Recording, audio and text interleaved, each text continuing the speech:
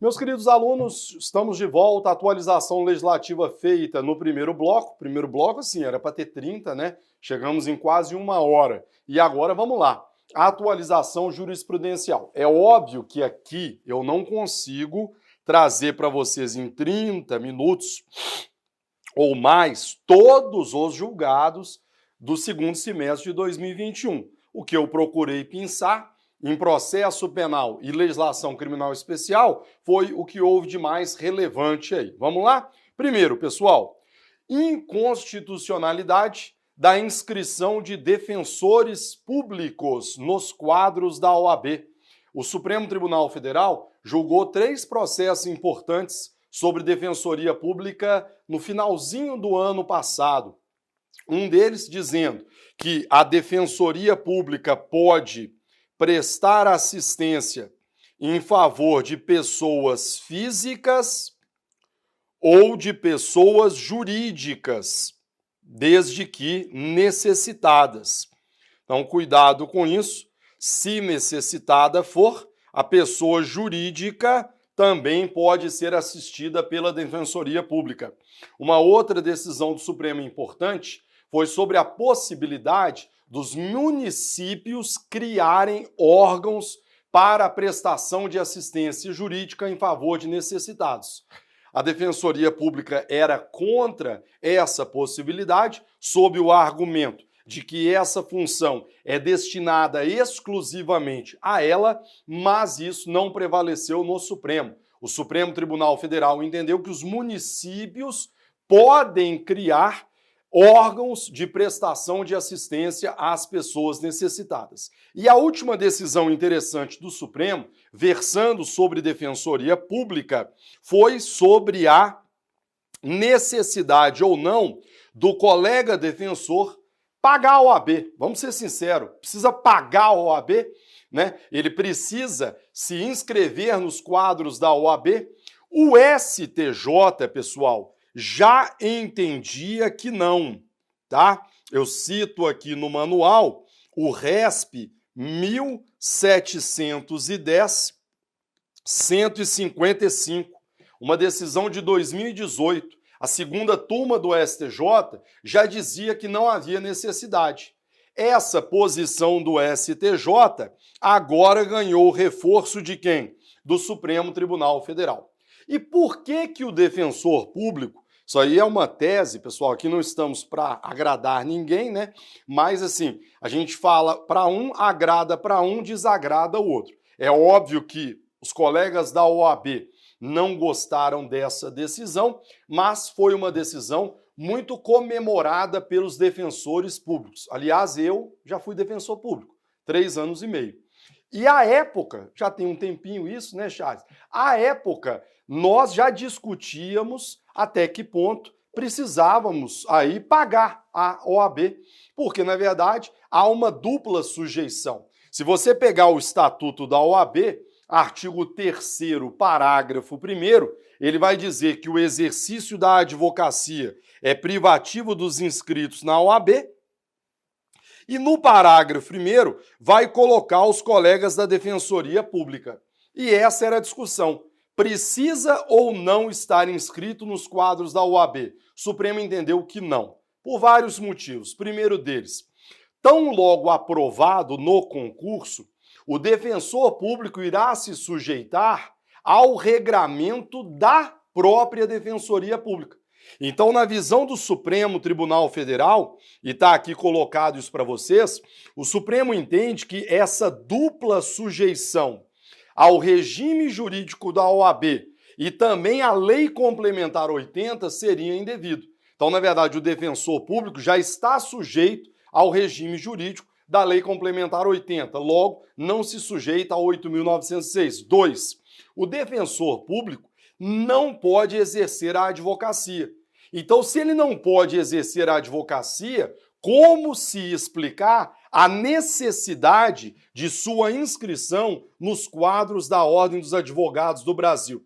Então, por esses motivos, pessoal, acabou prevalecendo essa orientação, que, aliás, deu ensejo a essa tese ora exibida para vocês. tese de repercussão geral, fixada no tema de número 1074. O paradigma é o RE 1240.999. É inconstitucional a exigência de inscrição do defensor nos quadros da Ordem dos Advogados do Brasil. Eu esqueci de comentar com vocês, pessoal, no bloco anterior, mas tudo isso que nós estamos tratando, por exemplo, essa tese, ora exibida para vocês, constam aí das edições 2022 dos nossos livros.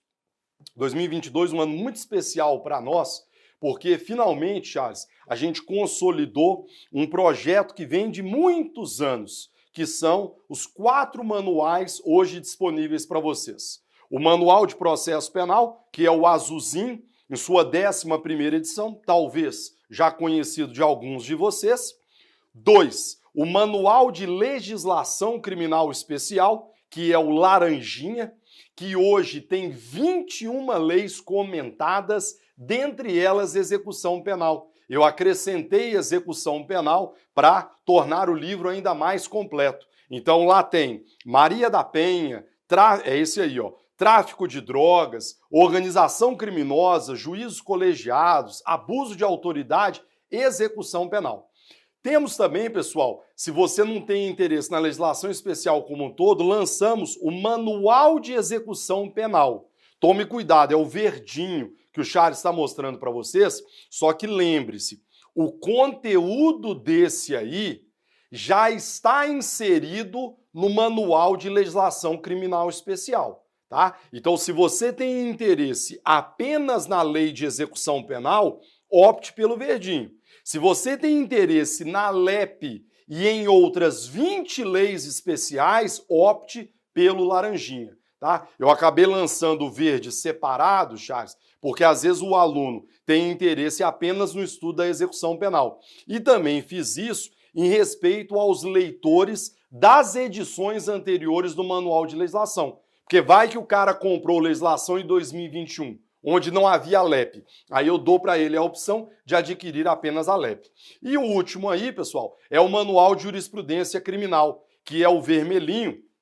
O Charles vai mostrar para vocês que ficou muito legal, porque, na verdade, você aí vai ter todas as súmulas criminais do STF e do STJ, decisões em sede de controle concentrado de constitucionalidade, ADIs, ADOs, ADPFs, ADCs, teses de repercussão geral como essa e teses do STJ em recursos especiais processados sob o rito do repetitivo. E o legal do vermelhinho, Charles, é que é um livro muito mais objetivo. Ele é organizado por disciplina, 4. Então você vai ter primeiro penal, direito penal, processo penal, execução e legislação especial. E as 4 matérias divididas por assunto. Então você quer estudar, por exemplo, livramento condicional, você vai ver quais teses tem. Competência por prerrogativa de função, você vai ver quais teses tem. Legal? Então basta dar uma olhada lá no site da editora Juspodium para ver o sumário de cada um dos livros. Vamos em frente. Isso aí, agora o item 2.2, está lá no livro de execução penal. Quantum de cumprimento de pena para a progressão de regime de condenados que, embora tenham cometido crime hediondo ou equiparado sem resultado morte, não sejam reincidentes em delito de natureza semelhante diante do advento do pacote anticrime. Ou seja, o que eu quero que o aluno entenda? Qual é o quantum de progressão para o indivíduo autor de crime hediondo, só que reincidente em crime comum? Renato, você pode me dar um exemplo? Te dou um exemplo. Senhores, imagine o seguinte, eu fui condenado por um crime de furto simples. Transitou em julgado. Dentro daquele lapso temporal da reincidência de 5 anos, eu pratico um feminicídio, um homicídio qualificado, um estupro de vulnerável, um crime hediondo aí. Eu te pergunto, qual será o quantum para a progressão diante do advento do pacote anticrime. Vamos aqui rapidamente lembrar que até o advento do pacote anticrime, Lei 13.964, qual era o critério para a progressão em crimes hediondos e equiparados? Se você fosse primário, 2/5. Se você fosse reincidente, 3/5. Tá claro isso?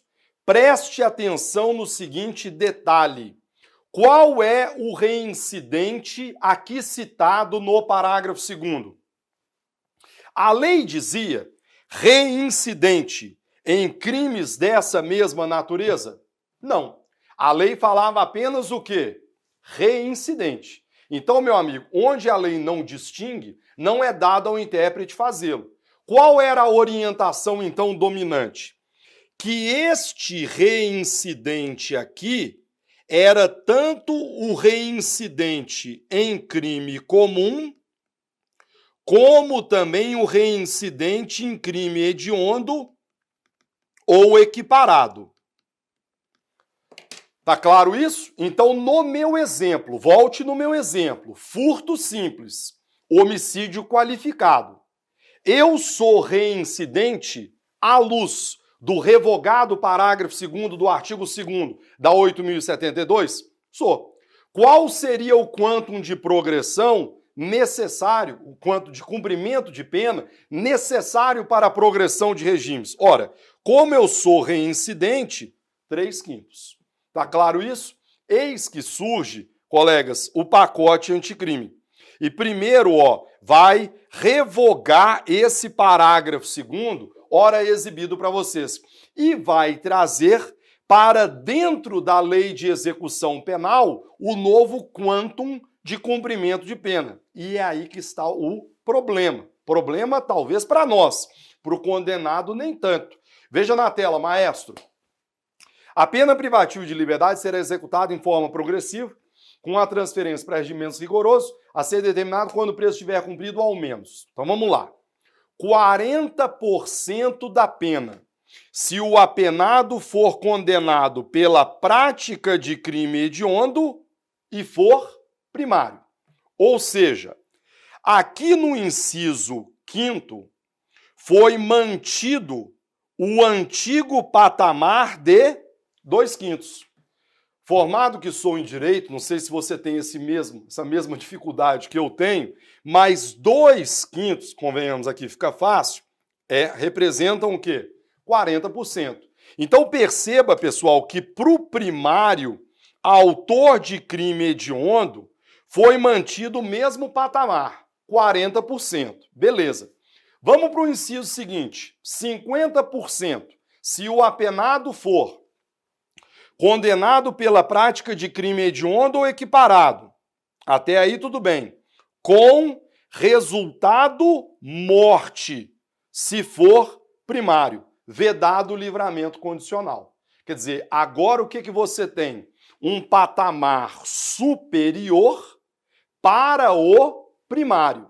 Ou seja, comparando o inciso 6º, a linha A, com o regramento anterior para o indivíduo primário, você vai perceber que esta linha, ela representa o quê? Uma novatio legis impeius.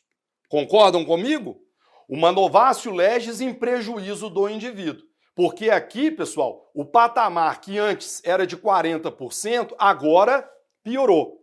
Porque se eu for primário, mas for condenado por um crime hediondo ou equiparado com resultado morte, já não são mais 2/5, 40%, e sim o quê? 50%, que evidentemente é mais que 2/5. Então esse novo patamar de 50% será válido apenas para os crimes hediondos ou equiparados com resultado morte praticados a partir da Lei 13.964, cuja vigência se deu no dia 23 de janeiro de 2020.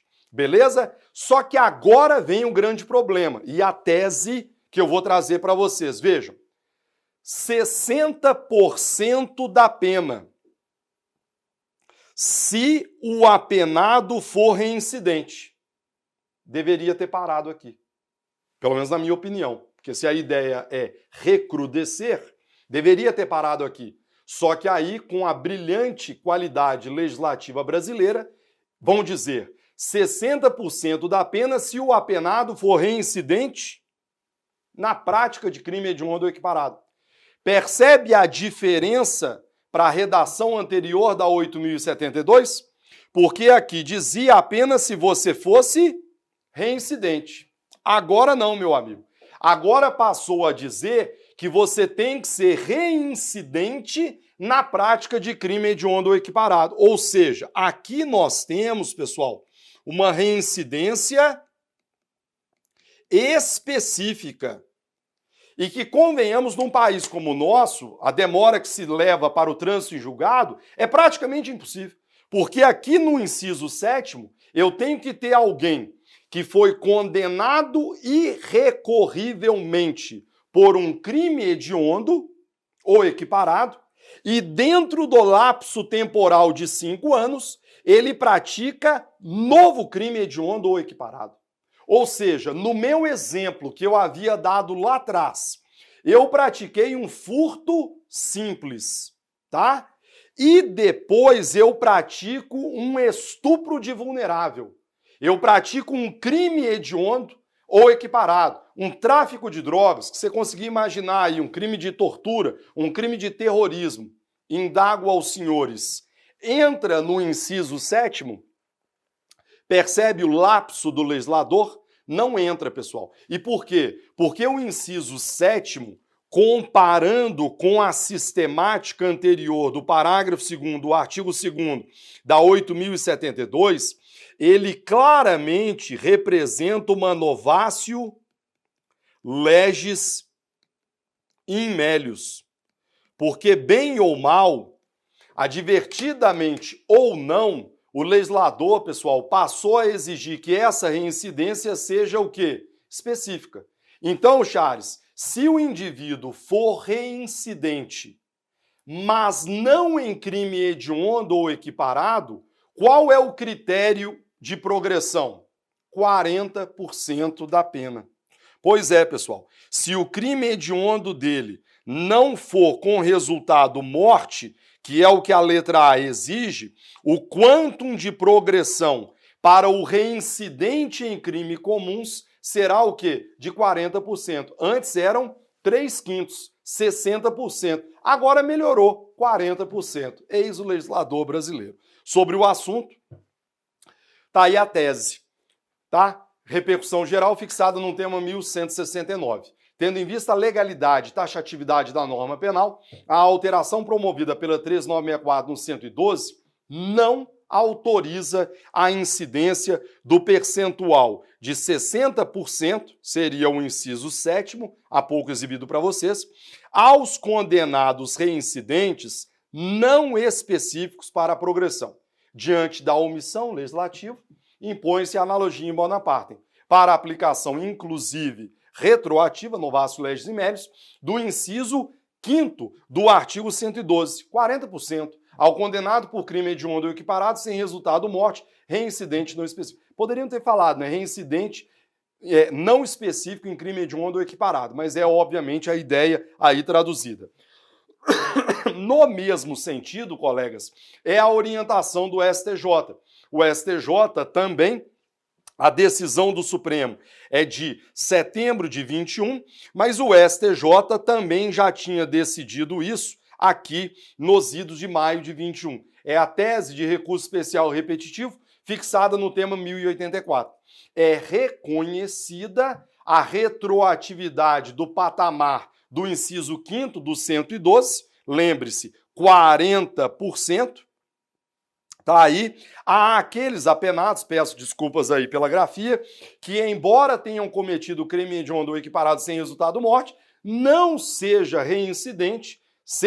reincidentes em delito de natureza semelhante. Foi a decisão firmada pelo STJ no paradigma RESP 1910-240. Não preciso nem dizer o quanto que isso aí certamente será cobrado de vocês. Vamos lá? Não para não.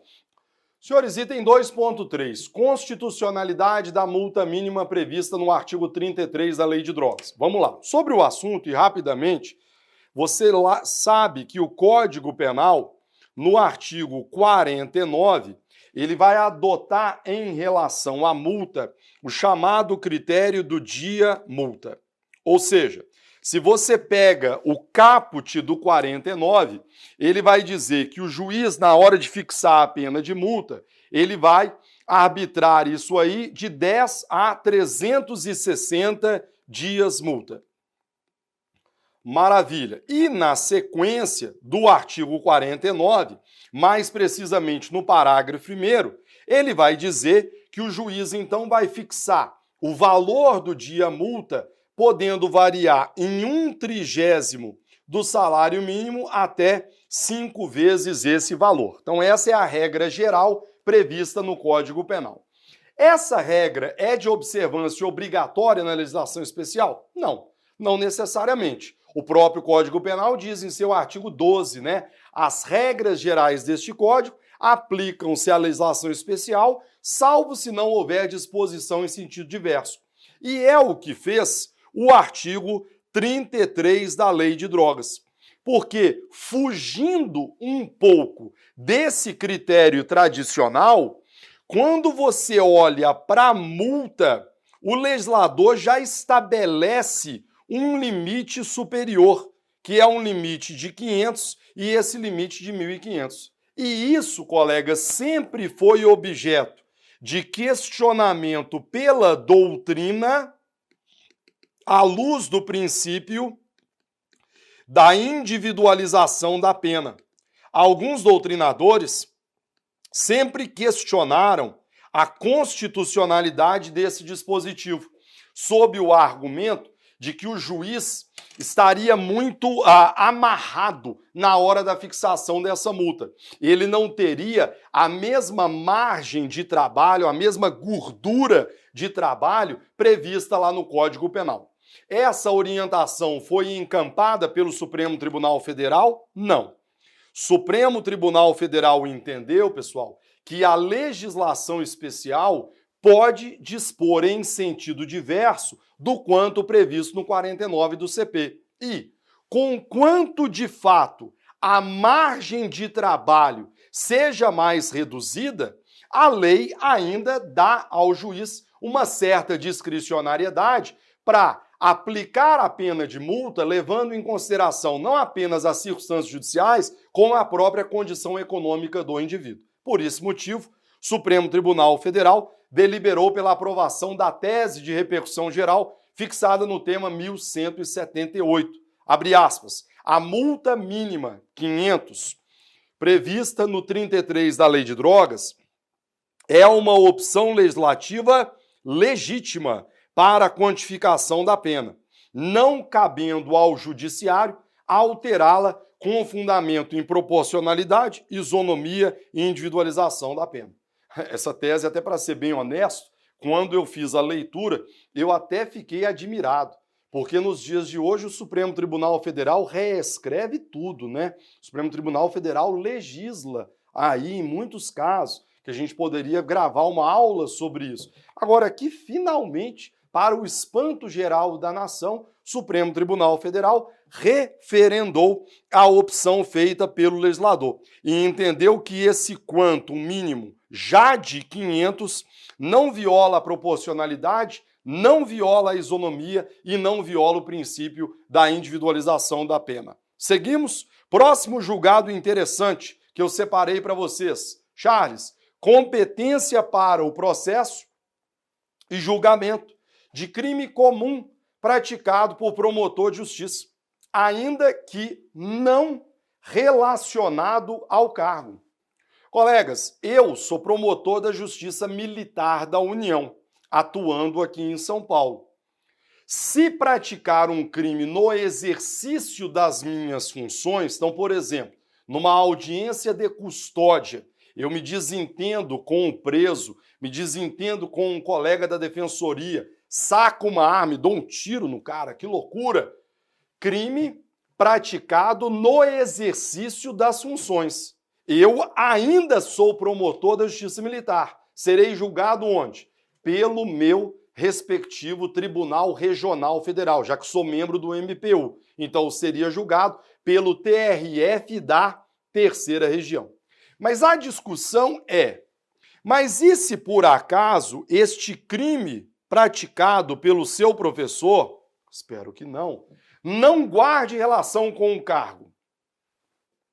Então, por exemplo, promotor estadual, não agora militar da União, o promotor estadual em São Paulo, embriaguez ao volante, uma violência doméstica e familiar contra a mulher, uma lesão corporal contra a esposa, indago um crime ambiental.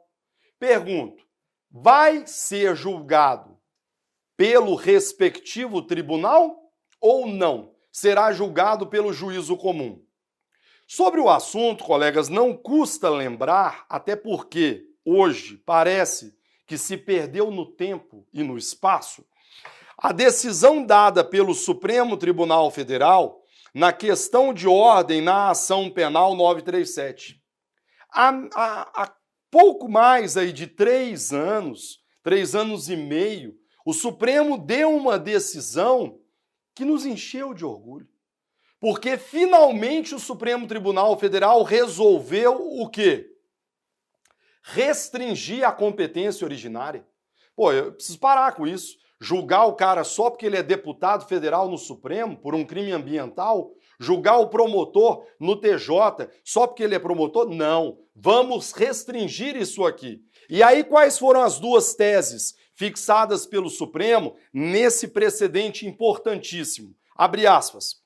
O foro por prerrogativa de função aplica-se aos crimes cometidos durante o exercício e... Lê para mim, Charles. Relacionado às funções desempenhadas. A segunda tese, após o final da instrução, com a publicação do despacho para a apresentação de alegações, a competência não será mais afetada em virtude do agente vir a ocupar o cargo, deixar de ocupar o cargo ou deixar de ocupar, qualquer que seja o motivo. Colegas, qual foi a decisão fixada pelo Supremo? Se o crime por você praticado não guarda relação com as funções, você vai ser julgado pelo tribunal originariamente? Não. Você vai ser julgado onde? Na primeira instância. E isso passou a ser feito pelo Supremo como regra geral. Chega lá no Supremo, um deputado federal hoje, deputado federal, praticou um crime ambiental quando era um não deputado federal. O Supremo Tribunal Federal vai julgar esse delito? Não. Ele é deputado federal, mas brigou com a esposa.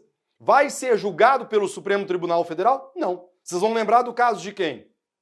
Da deputada federal Flor de Lis. Hoje nem é mais deputada, mas era deputada e estava sendo investigada pelo homicídio do ex-marido, do marido lá.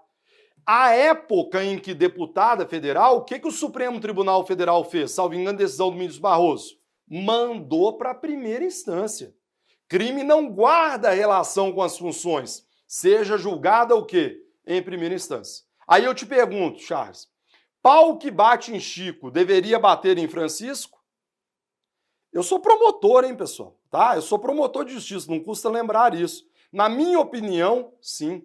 Se a gente quer ter uma interpretação restritiva do que deveria ser uma exceção, na minha ignorância, isso deveria valer para todos. Seja você deputado, seja você desembargador, seja você promotor, seja você o quê? Senador da República. Deveria valer para todo mundo. Mas vale para todo mundo? Lamentavelmente não. Desde a decisão dada pelo Supremo em 2018, o STJ vem jogando isso por terra. Porque o STJ vem excepcionando, primeiro, desembargadores, começou com desembargadores, dizendo que o desembargador ele não pode ser julgado por um juiz de primeira instância, ainda que o crime não tenha relação com as funções, que ele tem que ser julgado pelo STJ. E agora, mais recentemente, chegou à mesma conclusão em um caso concreto envolvendo, salvo engano, um promotor ou promotora lá do Ceará, dizendo que mesmo não relacionado com o cargo, tem que ser julgado pela prática de crimes comuns pelo respectivo Tribunal de Justiça. É de se lamentar esta orientação, porque, na verdade, ela acaba afastando esse regramento geral. Aí você fala, pô, Renato, mas o Supremo não decidiu isso? Então, sabe o que o STJ disse? Fala que o Supremo decidiu isso apenas em relação a parlamentares e que essa decisão não seria válida para outras autoridades dotadas de foro. O tema aguarda decisão pelo Supremo em sede de repercussão geral. Do Supremo a gente não sabe o que se esperar. Mas o ideal, na minha humilde opinião, é que se isso vale para deputado federal, deveria ser a regra geral para todo mundo. Quando você começa a criar muitas exceções, aí, meu amigo, é porque a regra já está sendo jogada no lixo. Sobre o assunto está aí na tela, ó. É uma decisão de setembro de 2021, terceira sessão, conflito de competência 177-100. Considerando a jurisprudência atual sobre o foro, conflito conhecido para declarar que compete ao TJ do Ceará julgar membro do MP daquela unidade pela prática de crime comum não relacionado com o cargo. Ok? Caminhamos, meus amigos. Próximo item. Competência territorial para o processo de julgamento do tráfico internacional de drogas, remetida do exterior pela via postal, nas hipóteses em que o destinatário for conhecido. Primeiro, os tribunais superiores, e hoje pela aula dá dando para perceber isso. E por quê? Primeiro você tem a regra geral, questão de ordem na ação. E aí os próprios tribunais começam a criar exceções. E azar o seu concurseiro que tem que fazer concurso, porque o examinador está sempre atento a isso. O STJ, colegas, tem uma súmula relativamente recente, que é a 528, que diz o quê?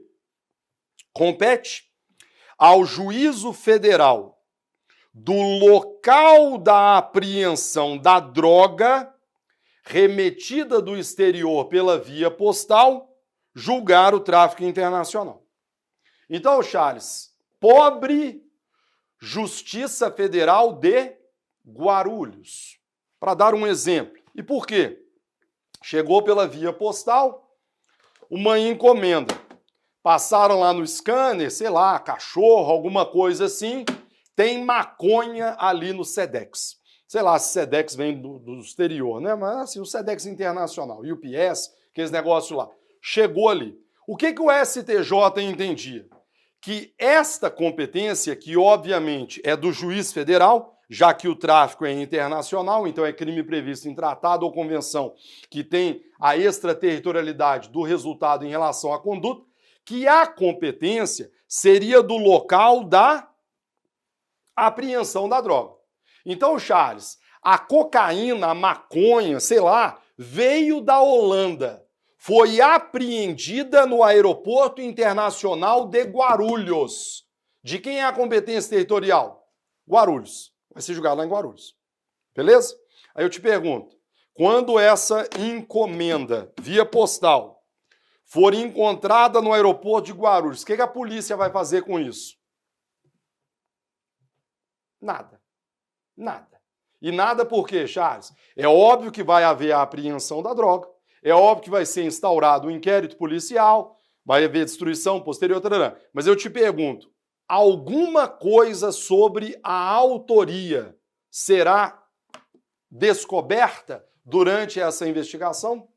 Muito dificilmente haverá qualquer indício sobre isso. Por isso que o STJ, recentemente, acabou criando uma certa exceção a essa súmula quando o destinatário for o quê? Conhecido. Concordam comigo? Porque quando o destinatário é conhecido, você há de concordar que aqui, pelo menos nós teremos um indício de autoria. É óbvio, né, que talvez seria leviano da minha parte você condenar alguém por tráfico de drogas tão somente porque consta da encomenda seu nome como destinatário. Mas, pô, se chegou uma caixinha lá, né, da via postal, maconha, remetida para o indivíduo, certamente essa localização do destinatário, a competência para ali processar o tráfico internacional será muito mais útil sob o ponto de vista da colheita de provas. Então, voltando com o mesmo exemplo, chegou a caixinha de maconha da Holanda, bateu em Guarulhos. Qual é o destinatário? Renato Brasileiro de Lima, residente em Florianópolis. Quem é que vai julgar esse tráfico internacional? Justiça Federal de Floripa. Legal? Porque certamente naquele local do destinatário da droga, talvez seja possível a colheita de maiores e melhores elementos de informação quanto à autoria. Sobre esse assunto, eu trago a colação para vocês um julgado um pouco mais extenso, mas que fica aí no material de apoio de vocês. É só pausar a aula e você faz a leitura dele aí para a gente até poder otimizar o nosso ritmo. É o conflito de competência 177.882. Caminhamos? Outro julgado importantíssimo. Consequências decorrentes da quebra da cadeia de custódia. Colegas, a cadeia de custódia, aí colocada para vocês, algo que já vinha sendo trabalhado pela doutrina há muitos anos. Se você pega, por exemplo, meu querido amigo Alexandre Moraes da Rosa, se você pega a obra de Geraldo Prado, há anos a doutrina já fala sobre o assunto. A novidade é que a cadeia de custódia foi introduzida no Código de Processo Penal pelo pacote anticrime. Então, se você pega o pacote, você vai ver acréscimos importantes no âmbito do CPP, sobretudo lá entre os artigos 158A até o artigo 158F, que vão tratar dessa cadeia de custódia. Charles, o que seria mesmo essa cadeia de custódia? Nada mais é, e aí é só fazer uma leitura do código, pessoal, do que a documentação formal de uma evidência. Quando você faz exame de sangue, aqui o exemplo do Alexandre, quando você faz exame de sangue num laboratório, o que a pessoa faz? A pessoa chega na sua frente, não é assim? Ela chega na sua frente. Se ela tosse, ela já é carbonizada na hora, ela é incinerada, foi-se embora lá, está com sinusite. Charles, a pessoa põe uma luva na sua mão, ela higieniza as mãos, ela pega um recipiente lacrado, abre o recipiente na sua presença, ela põe uma fita com a sua identificação, pede para você conferir nome, identidade, endereço, data de nascimento, quantos filhos você tem, coleta seu sangue, põe ali e manda para o laboratório. Por que isso é importante? Exatamente para termos uma certeza de que aquele resultado do exame de sangue, aquele sangue examinado, corresponde àquele que foi extraído da minha pessoa. E toda essa documentação formal é o que nós chamamos de quê? Cadeia de custódia. Certo? Sobre o assunto, pessoal, sempre se discutiu, ou ainda se discute, quais são as consequências decorrentes da quebra dessa cadeia de custódia. Professor, como assim?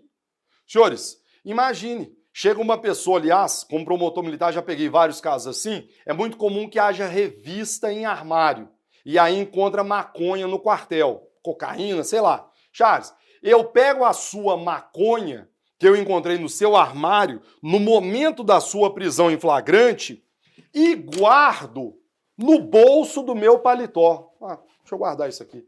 Ponho no bolso da minha calça. Eu pego um lencinho e guardo a maconha aqui dentro. Guardo e falo assim, deixa eu pôr isso aqui, semana que vem eu levo lá no Instituto de Criminalística. Pode isso? qual seria a certeza de que aquela droga apreendida com um militar seria a mesma droga que amanhã foi examinada pelo perito no exame criminológico? É o que a doutrina chama, pessoal, de princípio da autenticidade, ou o STJ até usa essa expressão, princípio da mesmidade. É estranho, né? Porque é uma tradução feita do inglês até pelo professor Geraldo Prado em sua obra. Quer dizer, mesmidade significa a ideia de que aquilo que o perito está analisando é a mesma coisa que foi apreendida na cena do crime. Qual é a consequência da quebra dessa cadeia? Ou seja, eu peguei a maconha, botei num lencinho e coloquei no meu bolso. E na semana seguinte eu fui lá no Instituto de Criminalística. Vamos lá? Há uma primeira corrente que vai dizer que isso acarretaria a própria ilicitude da prova. Se você fizer a leitura das duas obras do professor Geraldo sobre cadeia de custódia, essa é a orientação por ele sustentada. Então haveria uma ilicitude, tá? E por conta disso, prova ilícita tem que ser desentranhada, prova ilícita por derivação. Cuidado com isso, há uma segunda corrente que sustenta que, na verdade, esta prova seria uma prova ilegítima, que, por consequência, tem que ser trabalhada à luz da teoria das nulidades. E aí você vai ter que analisar o caso concreto para verificar se teria havido uma nulidade absoluta, relativa, uma mera irregularidade, com consequência, sem consequência e assim por diante. Sobre o assunto, temos um julgado novo e extremamente importante, para variar, da sexta turma do STJ, da Lavra do Ministro Schietti, que é o HC 653-515. Vamos dar uma lida rapidinho. Uma das relevantes controvérsias da alteração, consequências da quebra da cadeia de custódia. Eu usei em inglês, tá, pessoal? Só porque é usado aqui no próprio julgado. Ou do descumprimento formal. Essa quebra acarreta a inadmissibilidade e ela será excluída, ou seja, prova ilícita, ou seria caso de nulidade da prova. Em caso afirmativo, a defesa deve comprovar o prejuízo ou deve o juiz aferir se a prova é confiável? Parará. Vamos lá. Se é certo que, por um lado, o legislador trouxe determinações extremamente detalhadas sobre a cadeia de custódia, também é certo que, por outro lado, quedou-se silente em relação aos critérios para definir quando ocorre a quebra e quais as consequências para o processo penal. Respeitando aqueles que defendem a tese de que a quebra implica inadmissibilidade ou nulidade, de modo a atrair as regras de exclusão, parece ser mais adequada aquela posição que sustenta que as irregularidades devem ser sopesadas pelo magistrado com todos os elementos produzidos na instrução, a fim de aferir se a prova é confiável. Assim, à míngua de outras provas capazes de dar sustentação à acusação, a pretensão deve ser julgada improcedente, por insuficiência probatória, e o réu será absolvido. Quer dizer, o STJ, pessoal, apesar de discutir sobre o assunto, entendendo que o juiz tem que analisar aquela irregularidade diante do caso concreto, a fim de aferir se a prova é ou não confiável. Pelo menos a leitura que faço é que acaba se aproximando um pouco mais da segunda corrente à luz da teoria das nulidades. Nesse caso concreto, só para você ter uma ideia, era um caso envolvendo drogas, em que a droga fora apreendida e não fora acondicionada num invólucro esterilizado e também não foi objeto de lacre. Por esse motivo, o indivíduo acabou sendo absolvido. Legal? Colegas, para a gente poder concluir, eu trouxe mais um julgado. Vamos aproveitar que já estamos aqui, vamos lá. Obrigatoriedade e aparelhamento das polícias. Isso aqui é importantíssimo. Para fins de documentação e registro audiovisual, de modo a comprovar a voluntariedade do consentimento do morador por ocasião do ingresso em domicílio alheio. Como assim, professor? Vamos lá.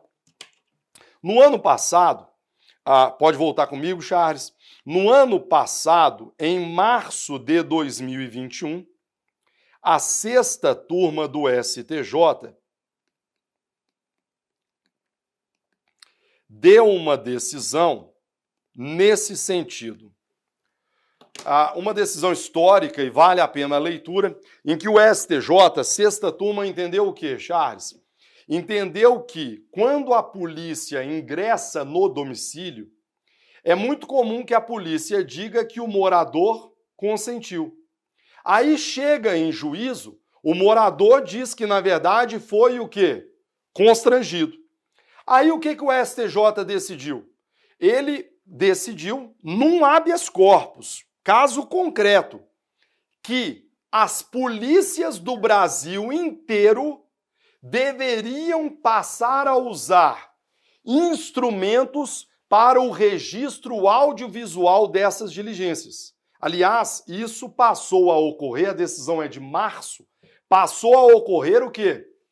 Brasil afora. Aqui no estado de São Paulo, por exemplo, a gente já tem vários policiais militares, e isso aí, né, houve uma certa resistência no momento inicial, mas hoje verificou-se a importância dessas câmeras, passaram a utilizar essas câmeras. A decisão em questão, ela está aí na tela para vocês, ó, proferida no habeas corpus 598.051. Eu coloquei só a parte final dela, né? Deu o prazo de 1 ano para o aparelhamento das polícias. Como a decisão é de março, ela já vinha sendo cumprida em alguns estados da federação.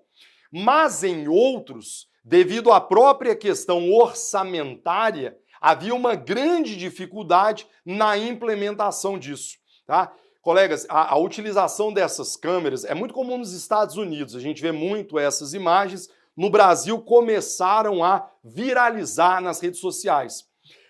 Houve uma resistência, mas se você parar para olhar hoje, há vários casos em que essas câmeras estão sendo fundamentais para comprovar a própria inocência dos policiais. Você tem aquela imagem, hein, Charles? E ele vai mostrar para vocês depois uma imagem, não sei se vocês já viram isso, de um policial fazendo a abordagem de um motociclista aqui em São Paulo, usando a câmera. Charles, passam 2 caras numa moto, eles passam tão rápido que se você olhar, se você estivesse ali presente, você não vê nada. O que você vê é o policial atirando contra as costas do indivíduo. Não fosse a câmera de vigilância, certamente o policial seria acusado de quê? De matador, de homicida e assim por diante. Meu amigo, quando você pega a câmera de vigilância, você vê num piscar de olhos que o cara atirou contra o policial, que aliás, salvo engano, foi até atingido. E aí ele reage e atira. Então, colegas, como tudo que é novo, há uma resistência, mas tem se mostrado extremamente importante. Não apenas para documentar as diligências policiais, mas até para comprovar eventual prática de ilícito por alguém ou pelo próprio policial. Sobre essa decisão, o que eu gostaria de chamar a sua atenção?